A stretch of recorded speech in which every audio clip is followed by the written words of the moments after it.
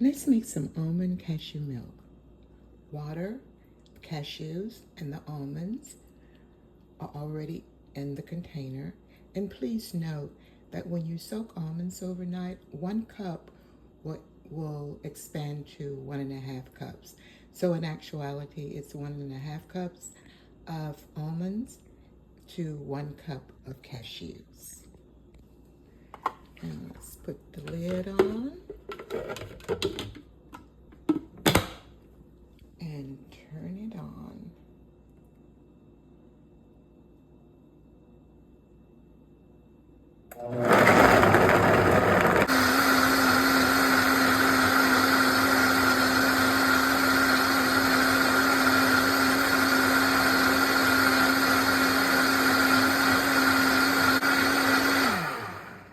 All right, milk is complete.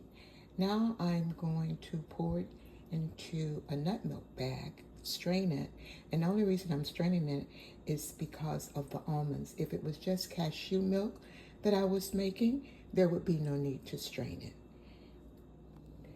And this is what it looks like in a nut milk bag. And what I'm going to do is strain it, and the milk will be in the measuring cup and the pulp will stay inside the bag. And that pulp can be used for other things, especially if you're into raw foods. You can use that pulp to make cakes. You can use it to make crackers. You can use it to make raw bread. There's so many things that you can use it for. Now I'm going to add 1 tablespoon of sunflower lecithin. And what that will do, it is an emulsifier and it will keep the milk from separating once I put it in jars and put it in the refrigerator. It will only just take a second or two.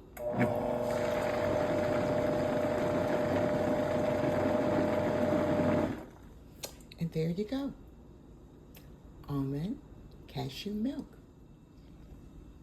And there you have it, 2 jars of freshly made almond cashew milk.